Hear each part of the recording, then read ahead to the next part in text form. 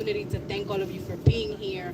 I want to thank Community Board 12 for passing the street co-naming resolution and support.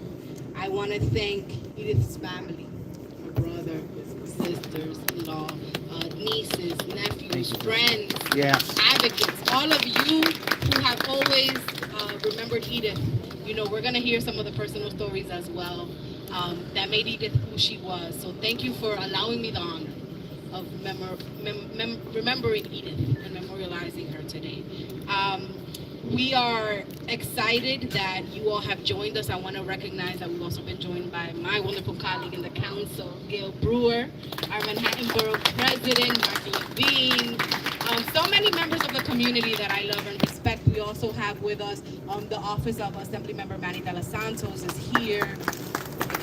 We're gonna be listening from Edith's family just shortly. I want to also recognize that Sydney is here, the Center for Independent Disabled New Yorkers. We just were on a panel this week that just passed. And as I was sitting there, I was remembering Edith and the work that we were talking, how we changed legislation. Our friend Carmen Arroyo is here from the MTA. Thank you, Carmen, for being here. Victor Carlis, Disabilities Pride Parade.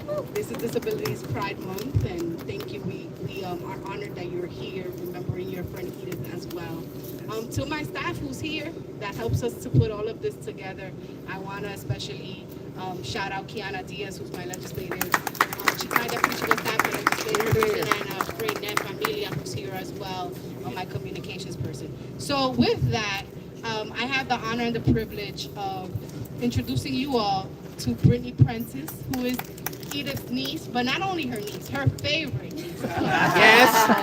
There's a competition happening in the family, but we're honored to have you, and thank you so much for being here. Woo, woo, woo, woo. Hi guys, thank you all for coming. Like here today, okay? I always wondered how you got your name on like a street sign, right? Clearly you had to be a badass bitch. She was a woman who didn't let obstacles define her. Her commitment to the cause of equality demanded the respect of those that she encountered. Her power, her voice. Sorry, just the microphone is too loud. Put it closer to your mouth. Yeah. No, it's just that back feet. Her raising her. That's Edith trying to tell you. Her commitment to the cause of equality demanded the respect of those that she encountered. Her power and voice shook the floors of those standing in her way of doing what was right. My aunt struggled and fought through the adversity and challenges of life, so it was easier for everybody to have the same opportunities. She dedicated her life to paving an easier road for those that came after her, a road that wasn't always accessible to everybody. She redefined accessibility to let the city know accessibility is for everybody. She fought for everybody. She was a force to be reckoned with. And her name and efforts will live on forever. She didn't care whose feet she rolled over. Yes. She didn't care the chaos that she caused to get it done. And we all know Edith was not quiet. She might have been tiny, but she was mighty. Right? Yes. I really, really want to take a minute to thank Arlene. I second that. Thank you so much. Yes. Yes. Arlene. Yes. Come on. You got Yes, it. Arlene. And again, thank you all for coming here. Edith Prentiss will never die if we continue to raise hell on wheels. Okay? Thank you guys.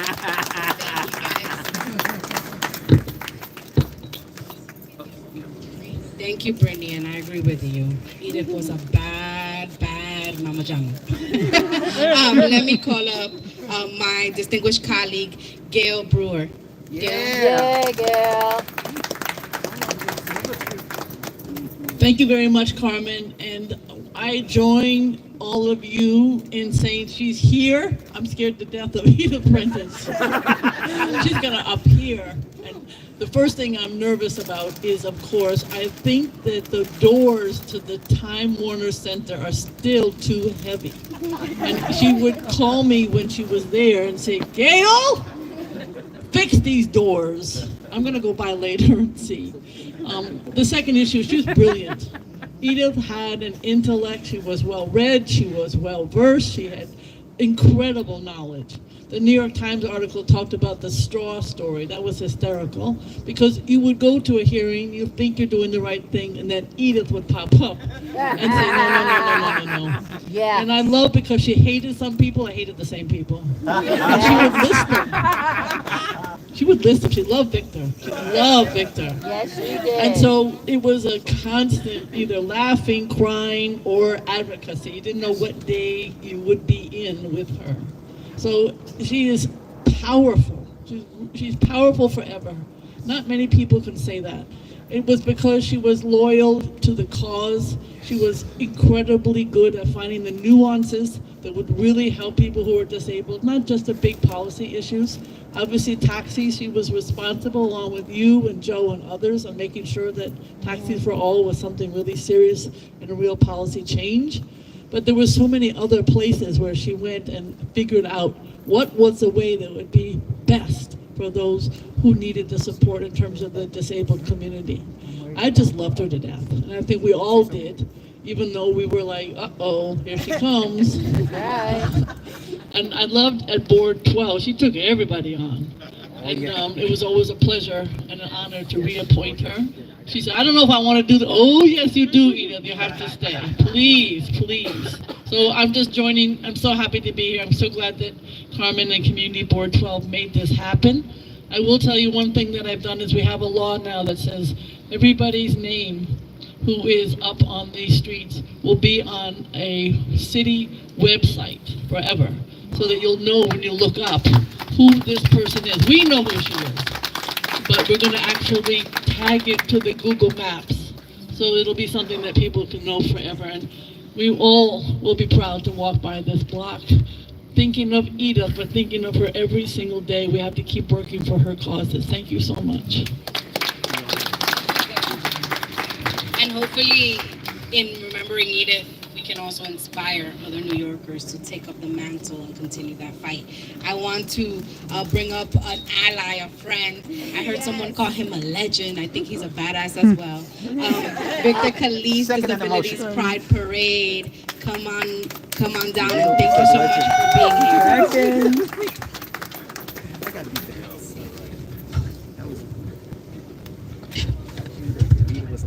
Well, we gotta make sure we get the council members signed, right?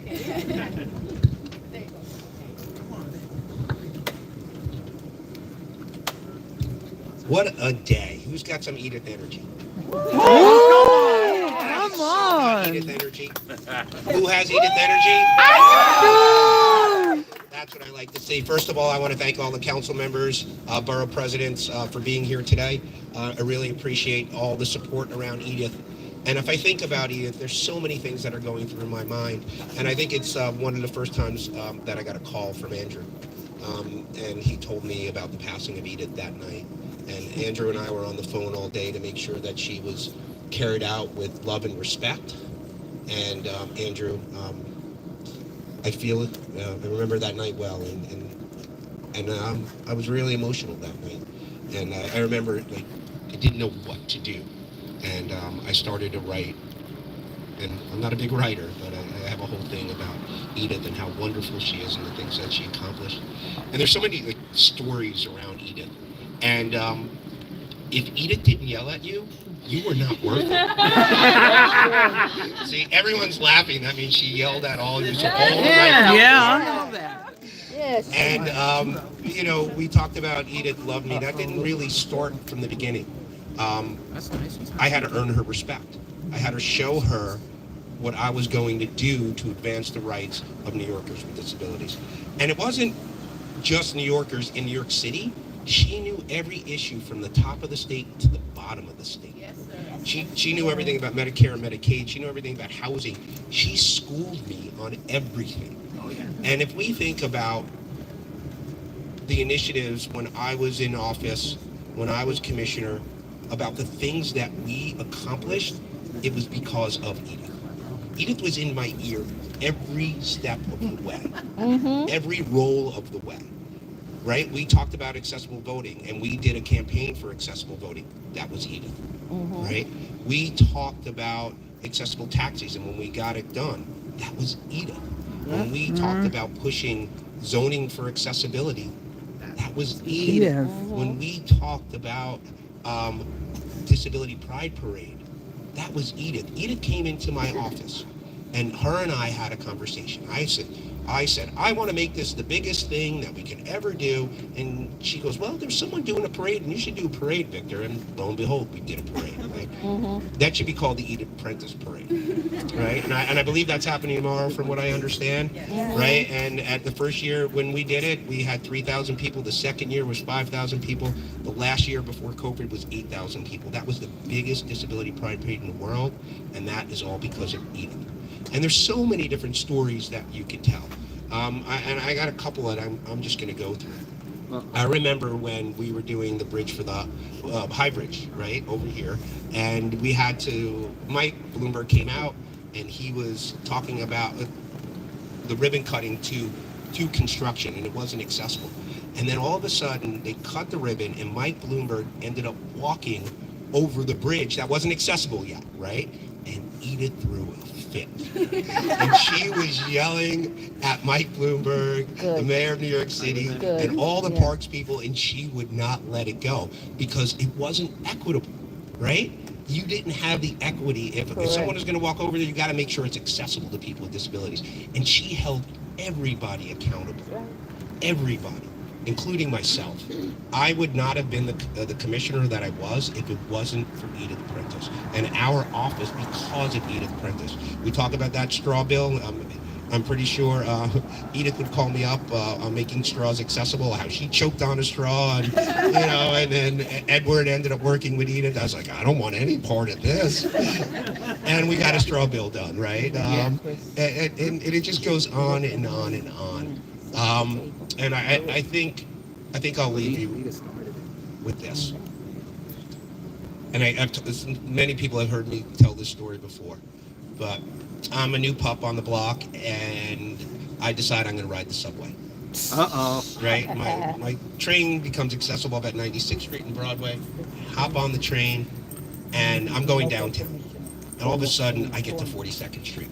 And I'm in the elevator for, I swear, like 20 minutes. Right? Going up and down. And I get to this one area, and all of a sudden, I see an angel. And I go, Edith, help me. I'm lost. And she goes, smacks her hand on her head, and she goes, oh, Victor, go downtown, go take the elevator here, go whatever. And it was like, she was my angel, right? And I believe that she's looking down on all of us right now, and we're looking up at the angel that she actually is. So thank you. I'm so excited to be here today, and I think I'm turning it over to the amazing Arlene Schulman. And give it up, right? Yeah. And we think about Arlene, right? She is the driver. She's the one that I believe took that picture. She was the one that advocated for Edith every chance she got when she was alive. Yes. And after her passing. So give it up to Arlene Schulman. Here she is. Yeah. Thank you, Victor. That was Edith. Just to say, I'm a little bit nervous, but I decided to channel Edith, so get ready. Good. Okay. Well, first, thank you all for sharing and celebrating the legacy of Edith Prentiss. You know, I almost expect to see Edith. Edith, where are you? Speeding down the block. And Edith was fierce.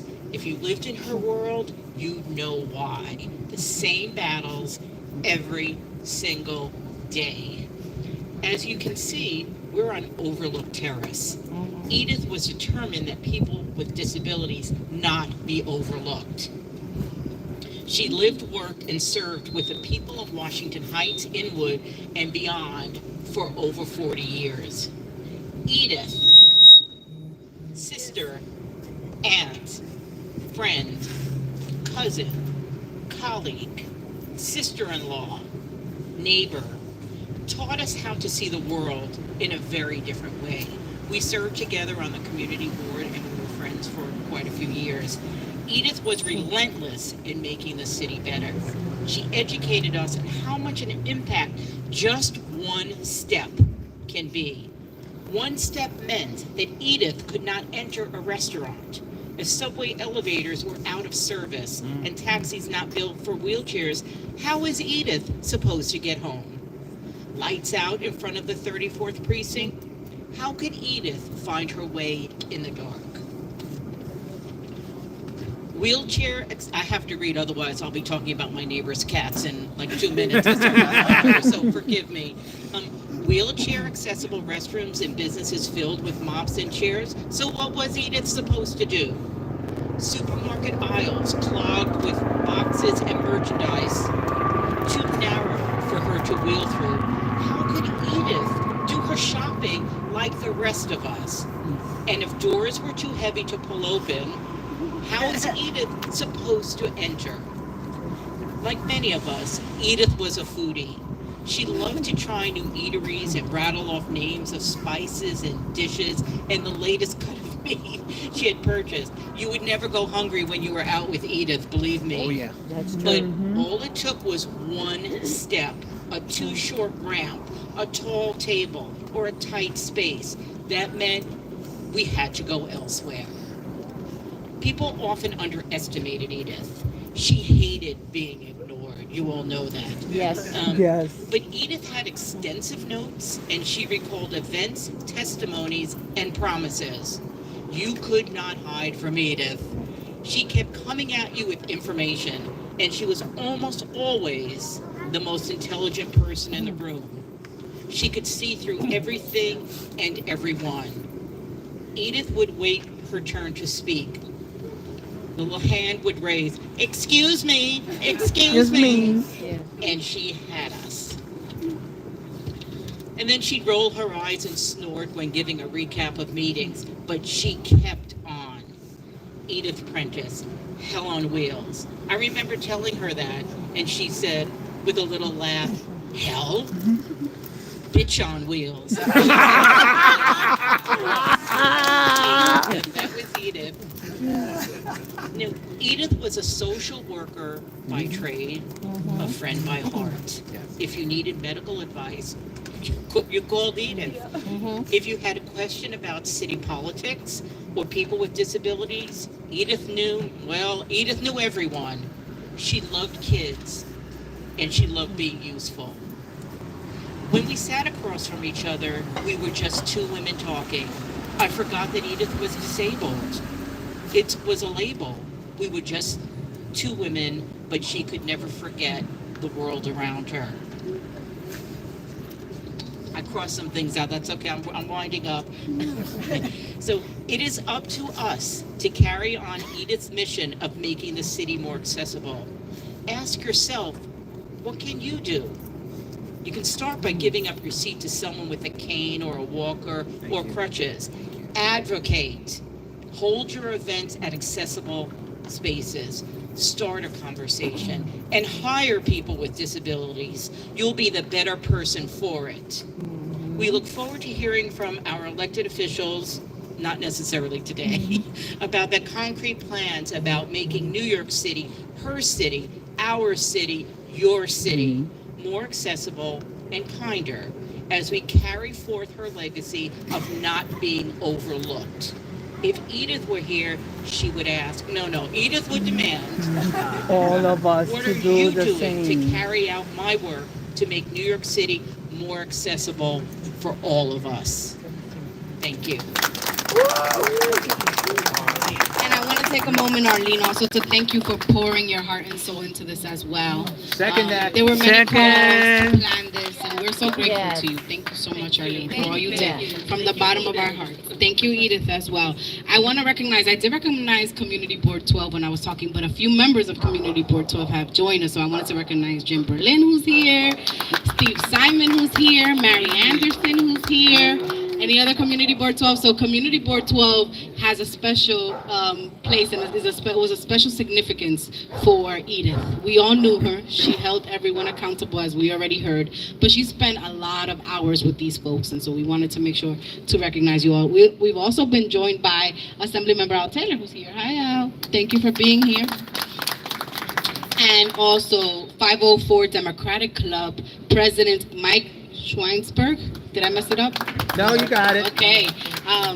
Edith's political home, because in addition to keeping us accountable on the government side, Edith knew that we had to mobilize and get people out to the voting booth, and she did that on behalf of 504 Democratic Club. And their screenings are hard. I'm a witness of that. So up next, we want to call our friend, we call him Q. Kemel Arroyo from the MTA, also a friend and an advocate. Come on over. Yeah, Q. Yeah.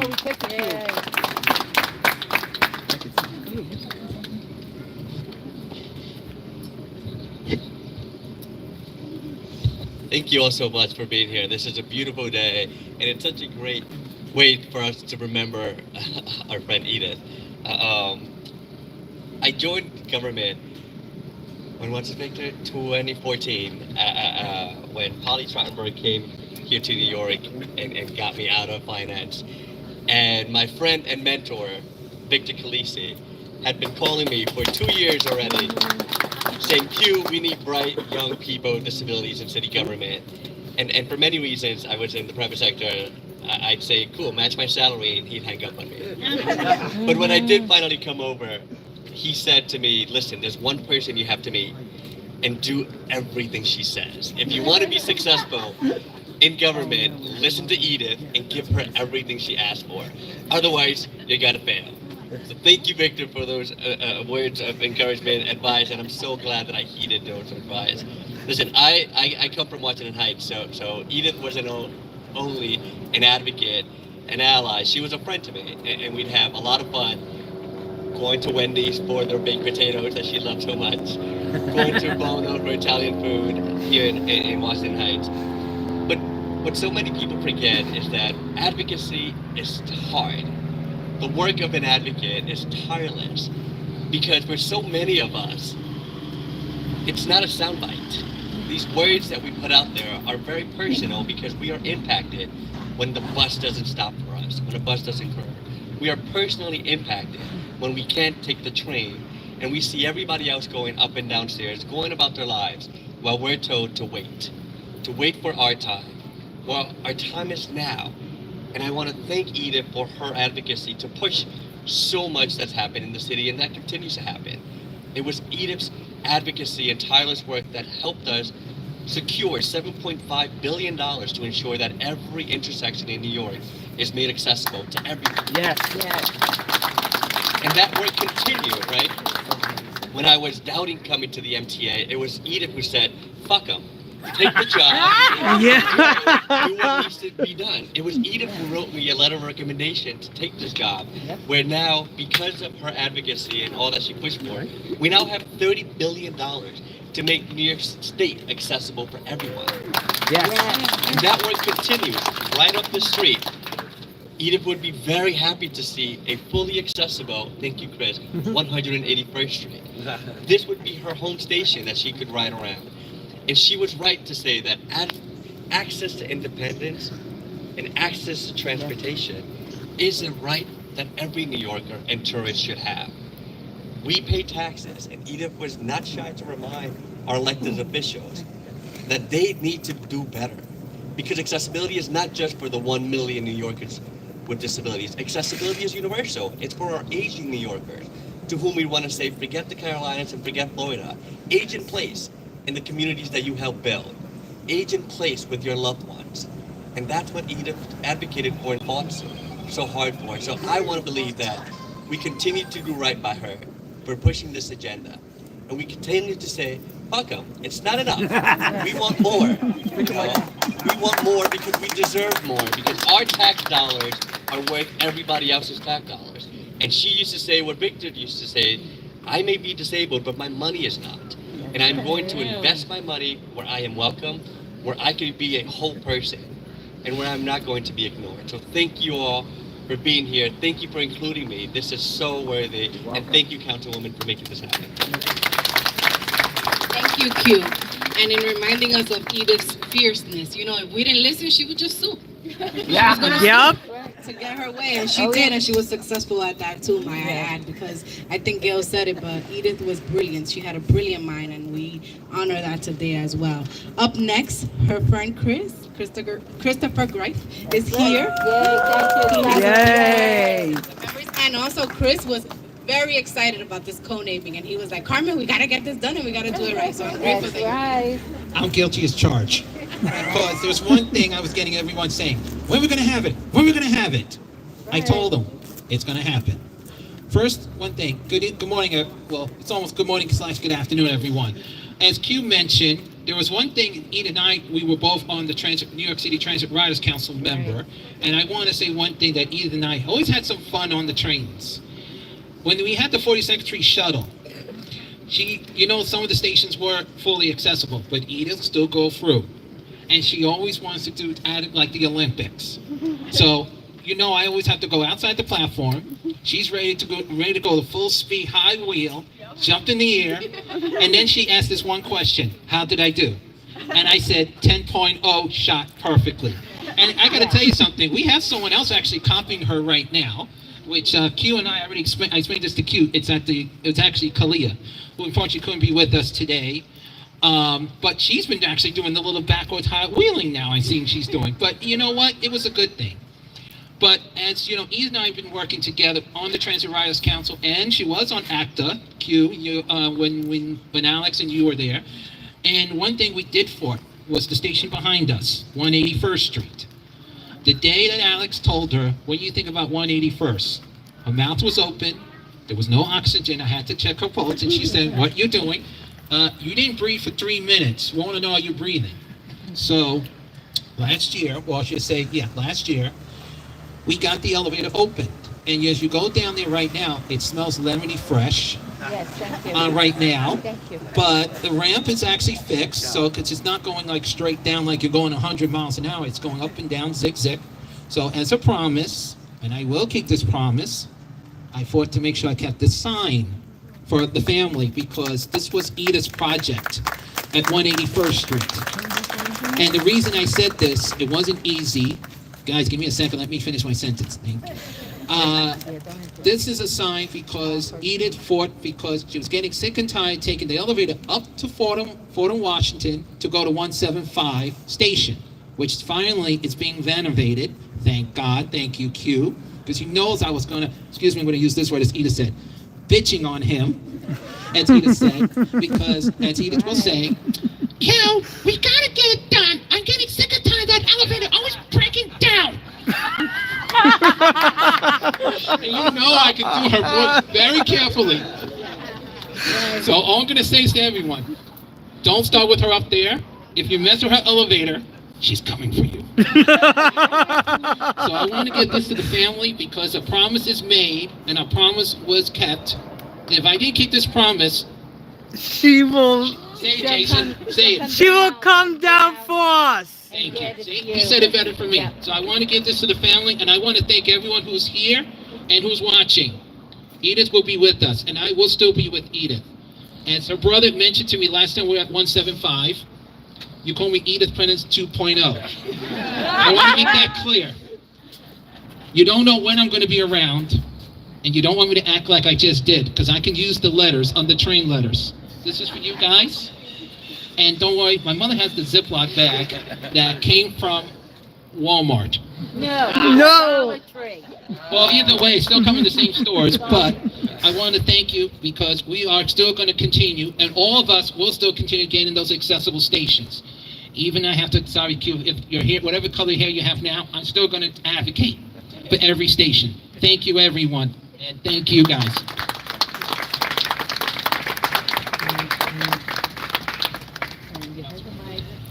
Thank you, Chris. I told you he was bringing the Edith energy, and he did. You did us proud, yes. Chris. You're damn right. We're gonna have to hire you, Chris. I do want to just break a little bit with the program. I did want to ask our board president to just say a few words since he is here, and then we're gonna count down and unveil this beautiful sign right here. Thank you, thank you, thank you. Chris, are you available to do parties and bar mitzvahs? And Maybe. all that? I'm the agent. You have to come to me. I'm the agent. We'll talk to Mom. Okay. This is an idyllic, beautiful fall day out here, and I'm pretty sure it's because Edith was hectoring the big guy upstairs, and he relented and he gave us this perfect weather. I've been to hundreds of street co-namings over the years, and I can say that there have been more F-bombs dropped here than any other street co-naming. I think Edith would like that a lot. I actually first got to know Edith in the 90s because we were neighbors here uptown and just through local community stuff. And I can tell you, Brittany, that she was a badass blank. I'm not going to say that. Even back then. The issues were different. It was seniors and it was tenants' rights, but she was always a force of nature. I am proud to have been yelled at her probably 1,000 times over the years. Jim Berlin, you remember when I chaired the Transportation Committee in Community Board 12? So you can imagine what that was like. Oh, yeah. But she was right. She was right about everything. I remember in 2004 when she started using a wheelchair full time, and you know, a different person would have retreated from public life. And she threw herself into public even more. I think she found her calling. And I was looking up the numbers today. In 2004, only 11% of subways were accessible with elevators. Today it's 30%. In 2004, there were hundreds of MTA buses that still had the stairs you had to go on. Anyone remember that? Like a little narrow staircase. Now they're all low bottom. In 2004, there were 3 accessible taxis in this fleet. Not 3%, there were 3 accessible taxis in the fleet. And as Edith famously said, you had a better chance of finding a unicorn than finding an accessible taxi. Today there are 2,500. All of that happened because of Edith Prentiss. So her legacy definitely lives on in the physical environment of New York City. And it's true that she would be the first to say this. She didn't have a kind demeanor. She didn't do sweetness. It wasn't her thing. But I actually believe that she had a big heart. That she truly cared about other people, that she was selfless, that she would give of herself to help other people. And so I've always loved her, and I still love her today. Thank you, everybody. All right. So James is my chief of staff, is going to move this speaker. And then he's tall, so he's going to try to start pulling out the sign. Actually, James, could you unmount it? Is it hard to unmount this thing? Okay. Thank you. Let's see. Oh my gosh. Be careful. Ooh. All right. Maybe it's not worth it. We'll just move it over. We'll move it over. And then, yeah, just move it. You could disconnect it. Can we all get? All right. So we're going to count down. But I'm going to ask all of you. Yes, the family friends. Yeah. There you go. So you're just going to walk out. But I'm going to ask as we do this, as we do this countdown, I want you all to remember Edith. Remember what she means to all of us. Remember what she means to the community. I think Arlene said it best. Remember how we can continue her legacy? We are still here, so let's count down. We're going to do 10. Where's James? 10, 9, 8, 7, 6, 5, 4, 3, 2, 1. I'm